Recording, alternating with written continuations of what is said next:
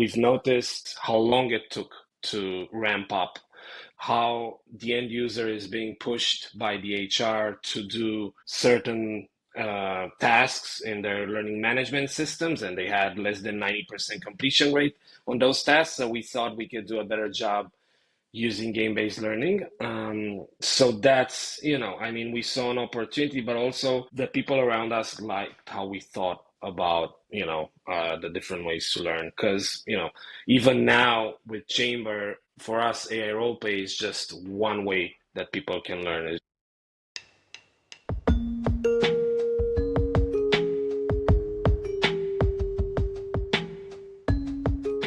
Welcome to Founder Journeys, Alex. I know it's been a while in the making, but good to have you here. So let's start by understanding what you're building with Chamber. Maybe the audience, you could tell the audience what it's all about. Thank you. It's a pleasure to be here on the podcast, Sanjeev. Really appreciate the invitation. So, with Chamber, we help sales teams close more deals faster through AI simulations, and we started with AI sales role play.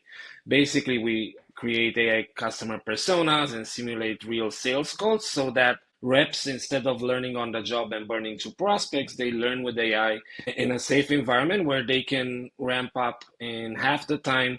They can boost their conversion rates by up to 12%, and also their managers save about 1.2 hours per rep per week. So that's what we're building, and we're super excited to be here. Awesome. So let's go back a little in time and talk about how you started with the whole idea. What were you doing when when this came to you? Yeah, awesome. Yeah, happy to. So, I mean, I have to go back about like 10 years ago when I met my co-founder, Gabriela. We were both students at a student-created university named the Alternative University.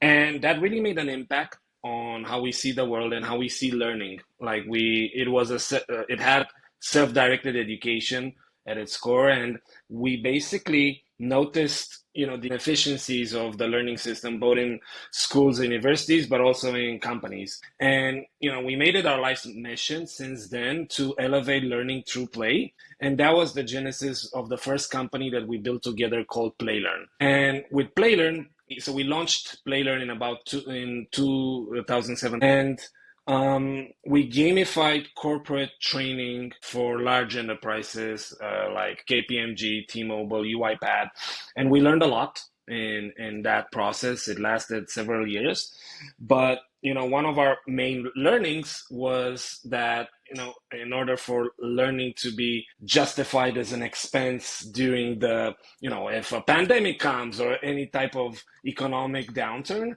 it really needs to be tied to the ROI. And what's more, ROI than sales? So, that kind of like built us. We were learning that we have to be in that market, the sales tech market, and that's basically what we started. And Chamber came into form somewhere there, and happy to dive into every more details, Yeah. but to put yeah No. um yeah So, go ahead.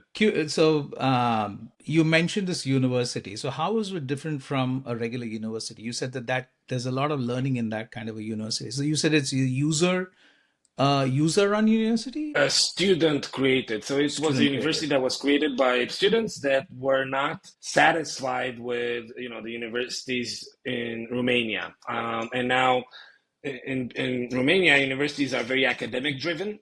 The teachers were not necessarily from, they were, with PhD doctorates, but they were not professionals in their field. So, for instance, at the Alternative University, you'd have a sales training that was done by, a VP of sales in a company as opposed to a teacher.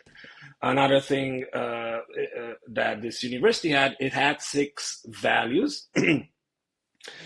Playing, learning, freedom, kindness, collaborating, and daring.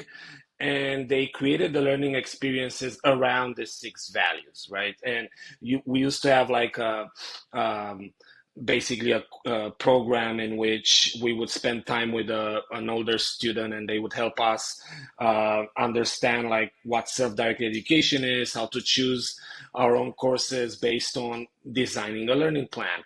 And we designed that learning plan based on goals, and it was very, innovative for the early 2000s, and yeah, mid 2000s actually in Romania when this appeared.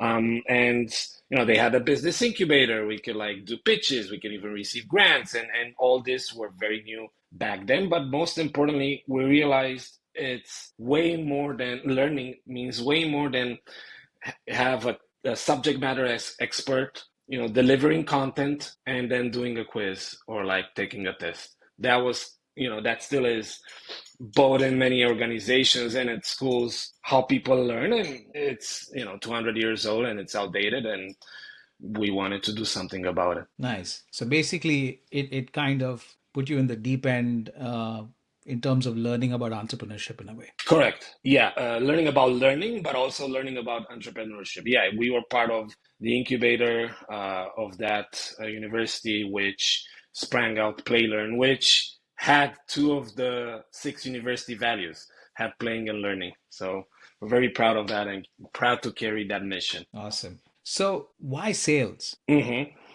So, as I said, it's like not just that it's tied to the ROI, but the thing is, there's a big problem in sales, and there are many problems, but like we've noticed, one, a lot of reps end up learning on the job, and that really costs the company millions in lost prospects. Less than 25% of all US sales reps actually achieve their targets. A lot of that is lost at the top of funnel, reps coming underprepared, and not, think when you're releasing a new product or a new feature of a product, how long it takes, several months to certify that the whole sales org in a company knows how to, best position that feature or that product to a new customer. So, why not learn better and more efficiently, and save the company those lost prospects, and also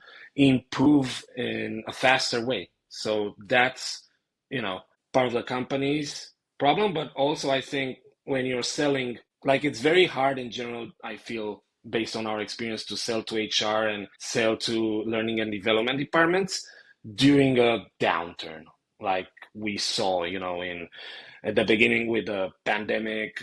For instance, we lost all our contracts in a matter of 2 days with PlayLearn. And then even in 22, end of 22, beginning of 23, when everyone was talking about the recession, it's just a hard market. So, and also we've noticed that the buyers, the managers of learning, sometimes they love tools, and but then it always feels that the end user is being pushed a tool from the HR, and they're doing this because they need to, not because they see a lot of value to it. And that's, I think, it's a struggle for any, startup or even company to approach this. So in sales, the end user is way more motivated at least to perform.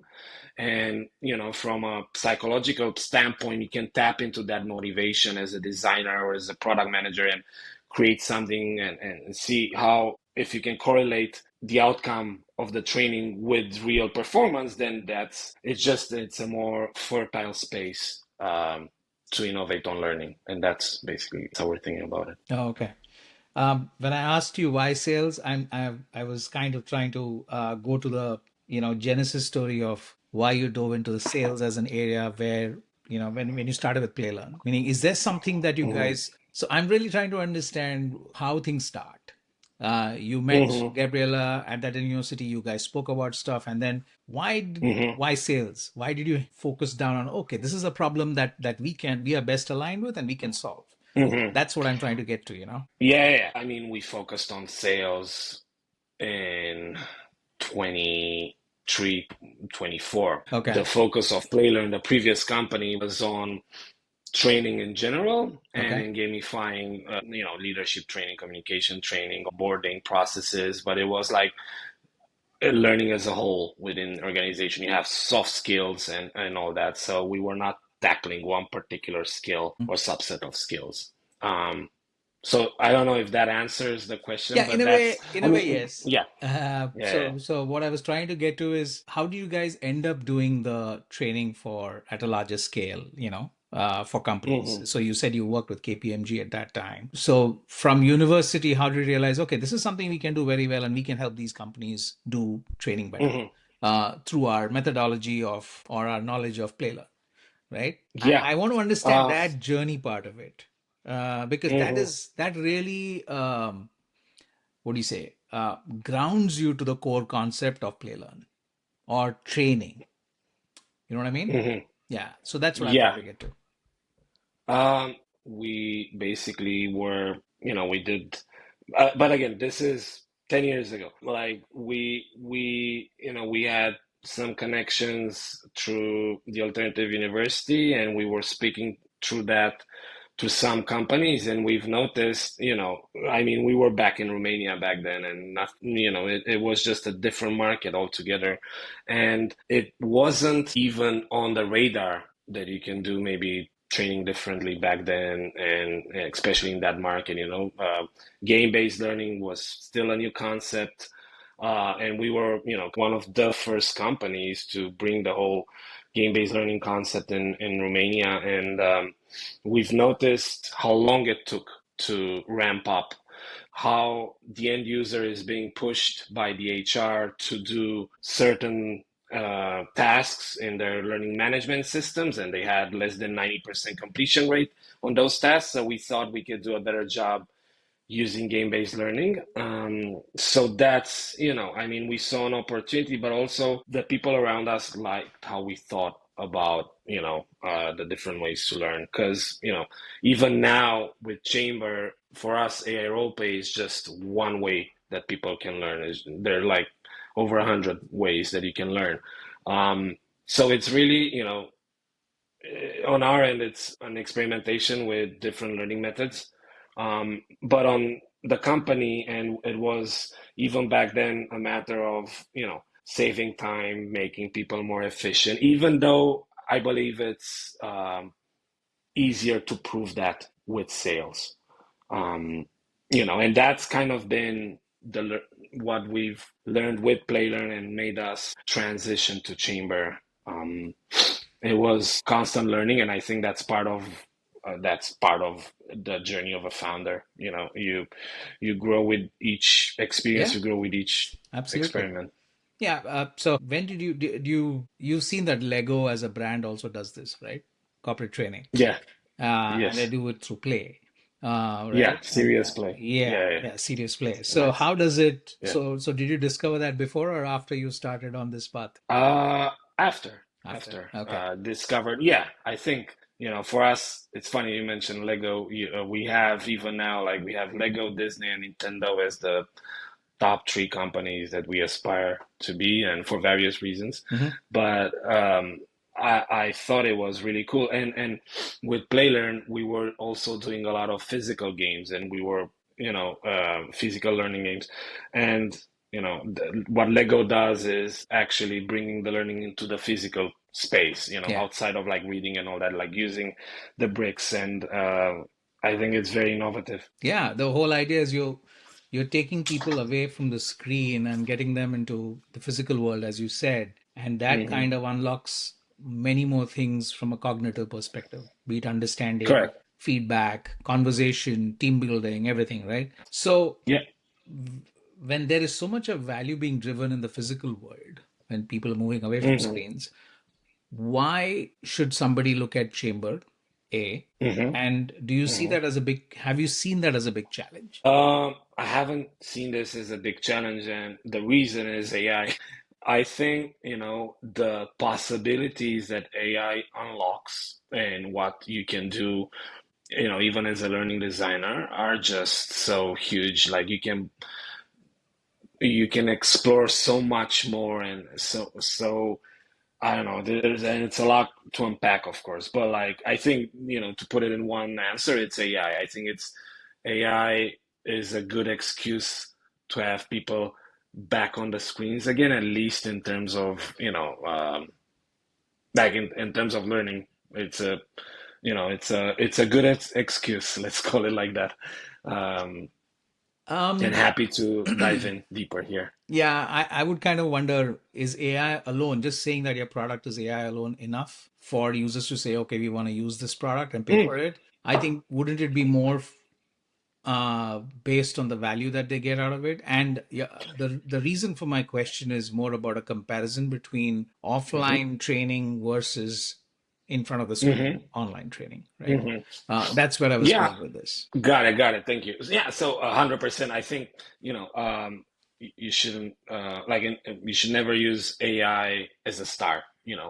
It's basically um, answering the question, how does AI improve the value that I bring to my customers, or even does AI improve the value that I'm already delivering? And if the answer is yes, then totally add AI to your product. If the answer is no, don't add it. In our case, it made the old platform irrelevant, and we based on what we could do, we had Chamber before we positioned it for sales, used to be a debriefing platform.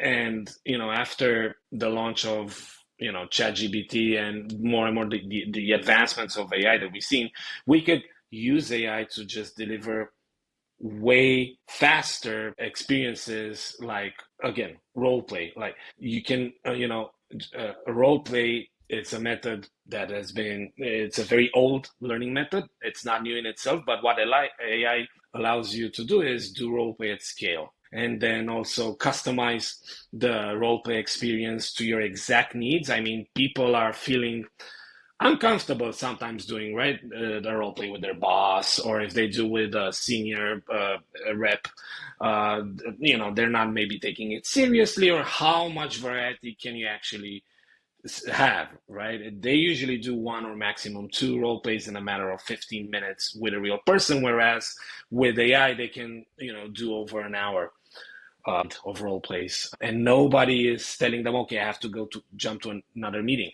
They can do it as much as we can. So 100%, I think, to go back, I think training in person is super effective as long as you use different, and not just, the same standard, kind of like have an expert deliver content and then what, and maybe no follow up, or it's just, it's best. I think it's actually this method. It's even worse when you're on a Zoom training for an hour, like nobody, I mean, it's very passive, right? So, and it's not enough to do a small quiz in between to let's get the attention of everyone. So while I think, you know I believe, honestly, a learning facilitator can be enhanced a lot more and can do a lot more with AI. Yeah, it's just a matter of blending the technology to use it for your advantage, and like using it to do learning differently. And let's, how about showcasing your product to the users here, to the audience here, rather, so they get a better idea of how Chamber is really changing the game for sales training, right? Hmm. So how about a demo? Sure, let's do it. Um, Let me see. I'll share my screen. I need to share it with sound. This is super important. I always Mhm. forget. There you go. Okay. Can you see it? Yeah, cold call. Aw- Awesome. So this is just gonna be, I'm not even gonna do it until the very end. But it's gonna be a cold call with Jerry. He's our demo bot for cold calls. He's a jerk, and he doesn't know that I'm calling it anything about Chamber. So let's see how it goes, and then I can share this link because anyone can pitch Jerry any product or service. Okay. So let's see. So this is now you're a person who's trying to train to be able to sell better to a third party, whoever it Correct. is. Okay. I'm basically taking on the role of a sales rep, practicing a cold call with Chamber. Yeah, Okay. that's what I'm doing. And yeah, Jerry's a jerk. I know that. Hello. Hi, is this Jerry? Yes, this is Jerry. Who's calling?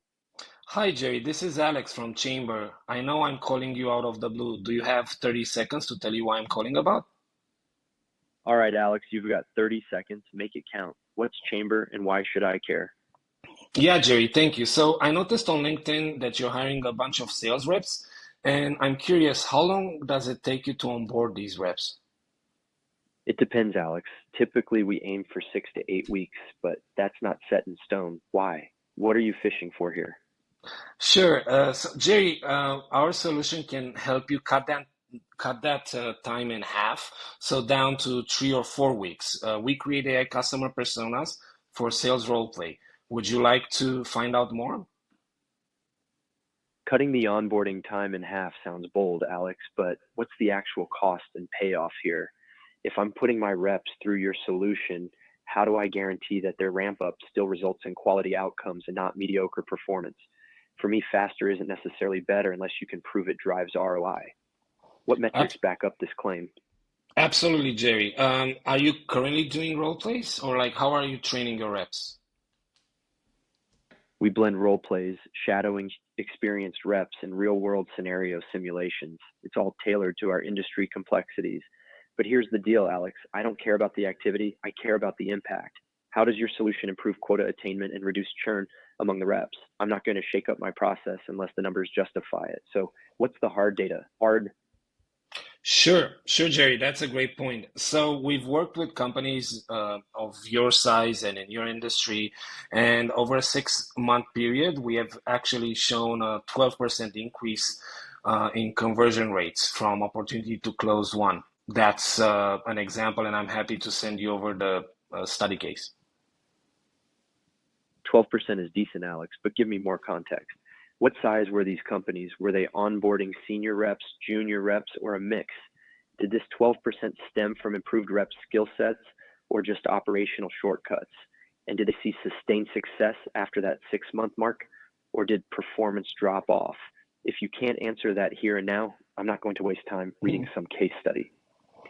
I'm just gonna end it here a bit prematurely, but this is, the gist of the conversation. And afterwards, I have access to my transcript. I get a bunch of metrics like my talk to listen ratio, the filler words, the longest monologue. I also have my question rate, a summary that I can go back to, and feedback. And this is based on a couple of metrics that we thought were important, but of course everything is customized to each company and to each type of call. And what I do get as well is a score, and this is again based on a generic scorecard, but then every step of this can be completely customized, and we can actually track if the rep is asking the right questions, if they're setting next steps, and so on.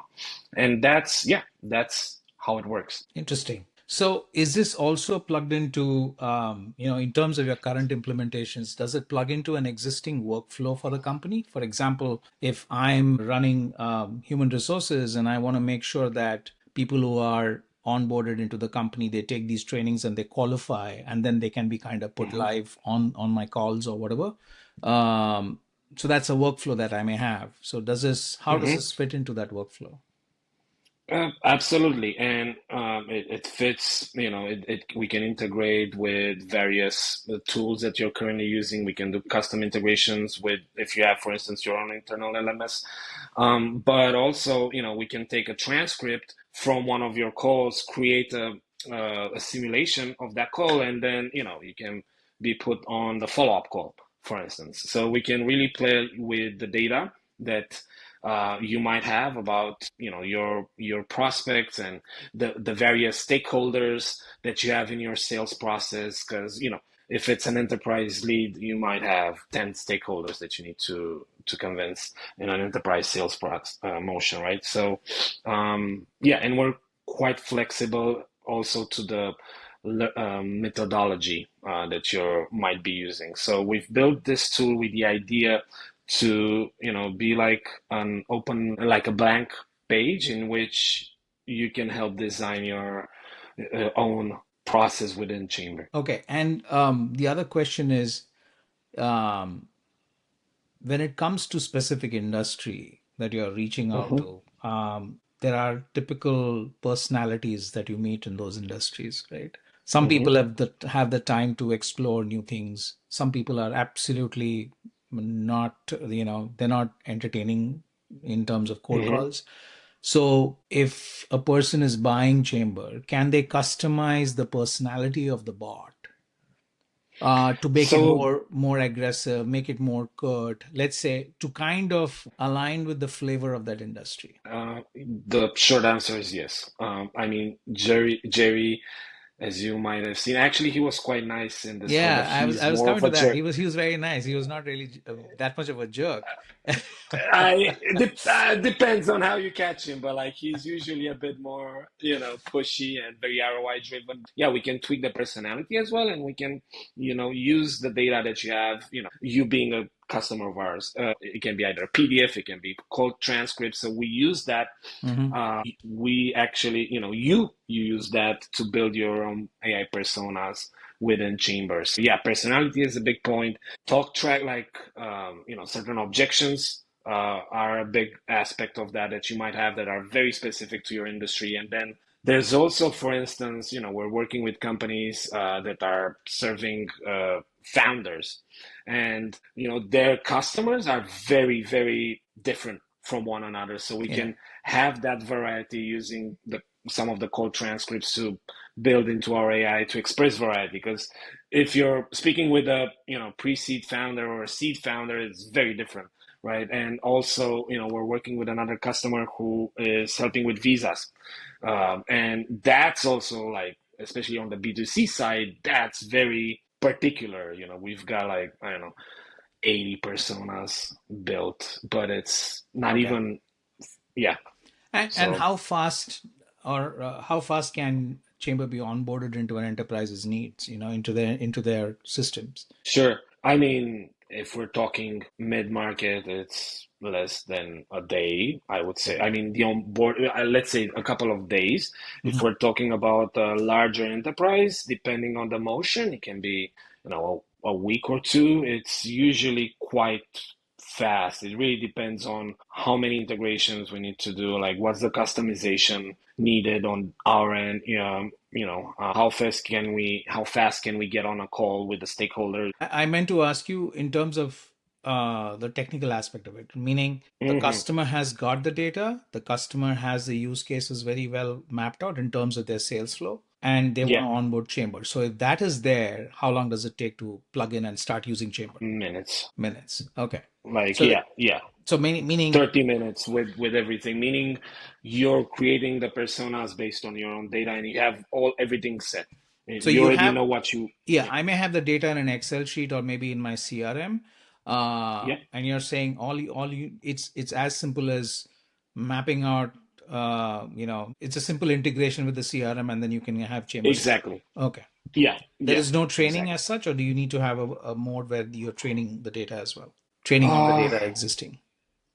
oh no, I mean, it's not necessarily required. If you already have the data, it's a matter of importing that data and then you should be good to go. There's no, or were you referring about the AI or training on the user side, how to use the No, I'm platform? talking about training the system so that then the users can Okay, start training on it. So I'm saying technical it's side of it, fast. right? So Yeah, yeah, yeah, yeah, basically, yeah. I connect to my CRM. I also have some local data, and then Sure. I'm plugging into Chamber, and then Chamber ingests the data. And Hmm. then do I need to do any tweaking, optimizing before I can give it to my people to start training on, is what I'm trying to get to. Yeah, got it, got it. I mean, yeah, we encourage managers to, or like the admins, right, to do one or two role plays themselves and validate that the persona is behaving accordingly. Okay. But then they're good to go. It's usually done in one or two role plays, and then they can also tweak the aspects manually, not just Got it. automatically, right? So Okay. they can do that quite easily. So the previous answer stands. It's a few minutes basically. Yeah, yeah, yeah, Okay. exactly, exactly. And what has been the biggest feedback that you've got from clients in terms of things they want modified, things they wish Chamber could do better? That is one. The second question, obviously, I have is what is the best feedback you've heard about Chamber and how it's helped them? Hmm. Yeah. So, a lot of our customers have really, really helped us in building the product as they were helping us with really good feedback. And just to give you an example, the when we launched this latest iteration last year, the delay was higher, and then the persona had a bit of a robotic voice. So those were some initial red flags that we solved. And I mean, you saw how fast Jerry adapts, right? And then it was also like the need to customize. Like you cannot have pre-built personas, even if it's a CTO or like a VP of whatever. It has to be adapted. So they wanted that ability to customize the persona from the get-go, and we started. We were focused on that, and then also the variety of the use cases that the persona can embody, and that's being used with training on the data, and of course like integrations for the enterprise. But then you mentioned the best feedback. I mean, we've had people, for instance, trying out Jerry and using Jerry to prepare, like they were in between jobs and they knew about Chamber from their previous job and they were using it, and then they used the standard Jerry version just to prepare for the next job and pitching a new product entirely. And they told us about how, they actually managed to, do better at the interview. They understood a bit better the sales motion. But then, even, I mean, from the customers that we have, the best feedback was a lot about like how accurate the personas are, and how really just to see even sales managers being involved running sessions without we even saying anything, just organizing sessions and competitions. It's just, yeah, mind blowing to see how people are using it internally, and it's a ton of fun. It makes it worthwhile. The whole Yeah. process we've been through, and it makes everything worthwhile. And yeah, that's yeah.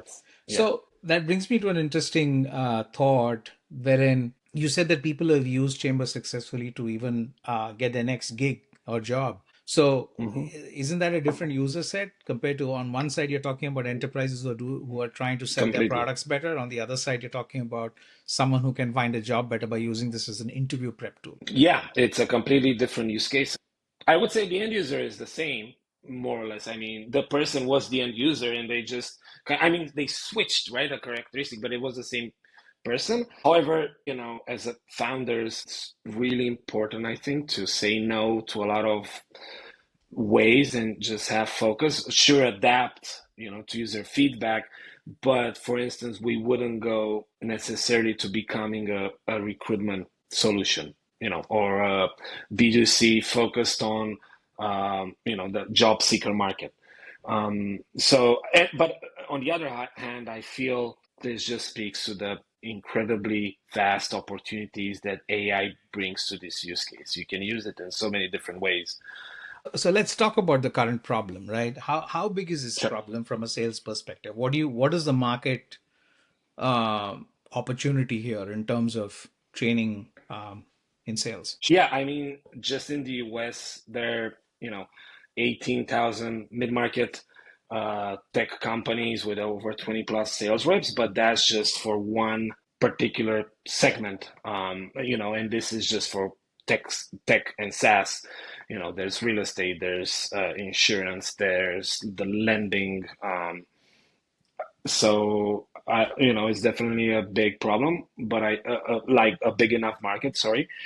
However, I think, it's which are the verticals that are most likely to, grow fast, um, for you to grow fast as a startup. And I think, SaaS is definitely, and tech is definitely a good vertical. The companies are really looking to, they increased budgets for AI spending. They've cut budgets for a lot of other things, but they increased for AI. And I think that's also a benefit of living in the Bay Area, or at least being plugged into this ecosystem, because everyone here is open to like trying and exploring with AI. And I think the challenge then is, okay, how can you make sure you provide the value and become sticky, right? I mean, people are willing to spend and try, but then, you really need to provide value, or else they'll just try something else. Yeah, meaning there are a lot of options for them to try. Correct. They don't mind spending on a test account for some time, but then you need to really Correct. deliver value. Otherwise, they're going to move on to the next one. Yeah. So Absolutely. putting that in perspective, so then don't you think it is more interesting to look at slightly more traditional industry that is getting challenged with all Hmm. this technology change, but there's still their sales process is still heavily dependent on people going out into the market and talking to people, or maybe picking up the phone and talking to people, things like that. Because SaaS, when you say SaaS, a lot of it is it's a combination of product-led growth as well as then you Hmm. have a supporting sales, and it's more about the experience you're delivering for users, right? So how much of 100%. sales is happening on the top of the funnel kind of a thing, Hmm. right? Um, I mean, what it's in terms of SaaS, usually, sure, you can have like product-led growth, but for instance, if you have an enterprise motion, there's a lot of discovery that goes into that, and we've seen a big demand for, role playing with AEs on their discovery calls or on their demo calls, or even with CS teams on renewals. So, it's not just top of the funnel that we're training on the users. It's all the way from SDR and BDR all the way to like CS. But I agree to your previous point. I think there's definitely their, real estate, mortgage. There's so many other industries that are less served by tech. It's more of a matter of focus on our end, and we are tapping into and exploring how the real estate market fits for such a potential vertical for us. But yeah, I mean, it's I think at this point there's opportunities in both tech and SaaS as well as in these other served markets because the technology is still quite new. I mean, it's still in the early innings. So that's my thought on that. What are your goals for Chamber over the next few years? What's happening on that front? Sure. Um, I mean, we're really looking to build an agentic enablement department. And what I mean by that is a lot of, not just learning within the enablement, but a lot of processes are now very cumbersome and like if you take into consideration the VP of sales for a Series B startup, they need to double their sales team. They need to take care of the hiring all the way to training and making sure they hit quota. So we're building for them an agentic enablement department that will take care of that whole process from the moment of hire to offboarding.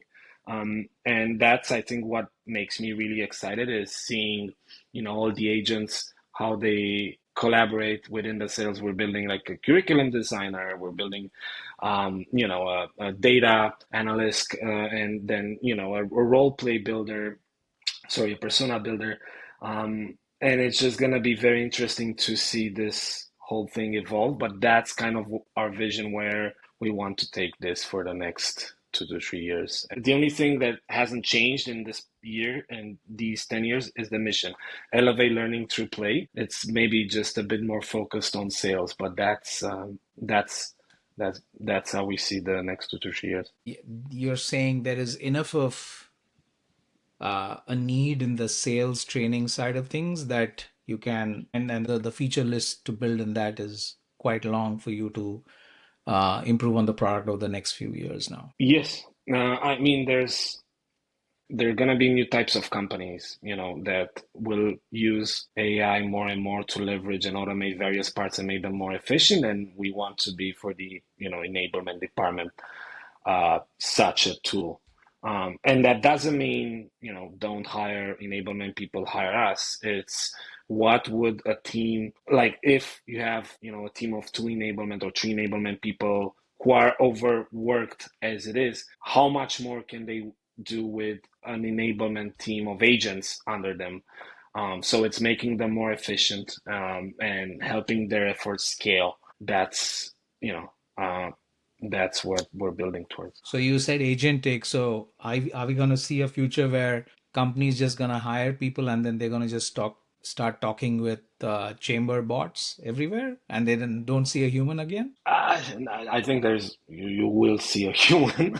I just think we're building a tool that can run on its own if you want it, Yeah, right? Like if you know it again. It's the same thing with, right, social media, right? You're always on the screen, but you're actually connecting with a lot more people at the yeah, same time, right? yeah, So, but it's always going to be this question. And again, I think it's the most incredible time to be building a startup, and particularly an AI startup. Um, and it's a matter of how you use the technology that defines where all this is headed. And I think we're social creatures. So I think, the need, I mean, the pandemic has brought us, brought back a need to reconnect. And then everyone is now back at the office, and it's just different when you go to an event, right? And you meet people in person. I don't think that's bound to change. On the same time, we can be discussing, there's a lot of people building startups for not B2B sales, but A to A, like agent to agent yeah. sales. Like it's definitely, again, a very interesting time to be building. Awesome. So what are the current challenges you're dealing with? Anything that you need help with? Any asks that you have for the audience? I mean, we definitely would love to continue to connect more with VPs of sales in tech companies, and with enablement directors, or with sales training companies. It's, I think the most challenging right now is we need to grow our team and expand the engineering team so that we can ship faster. But again, these are, some good problems to have as opposed to 6 or 9 months ago. But that's, I would say, the main ask is, And what for kind anyone of working in sales. Go yeah, ahead. what kind of skill sets are you looking at for your team? Um, I would say right now the most important thing is learn to know how to use AI tools to their advantage. That's number one. But then, the React, .NET as well. But like, it's more a matter of, can you, juggle with uh, five tasks at the same time. After you're done with the call, can you jump into something for 20 minutes, and then all of a sudden you might receive a call that says, okay, we need to change this course and redirect, and you need to do something else. So having that flexibility to be in a high growth startup, I think it's like super important, and being adaptable. So that's, yeah, core competence, Okay. core skill. Yeah. So essentially engineers, right? Yeah, like those who love working in, fast-paced startups. If you're a sales manager who's onboarding reps, or like looking to hire reps, and is looking to shorten that process by 50% of more, definitely reach out. And also, if you're an enablement manager looking to just take some time of the pressure off, and some to take off the burden off your shoulders, on average with 1.2 hours per rep per week, then definitely let's talk more. Cool. And how much does this time convert in terms of an approximation in terms of dollars saved per month for an average industry? Do you have something like that? If you're a sales manager who's looking to save about 25K per month with a team of 10 reps, feel free to stay in touch and reach out. Awesome. Cool. Yeah, thank you so much. Thank Thanks, you, Alex. Sandeep. Likewise. All right. Take care. Ciao. Thank you. Bye. Bye.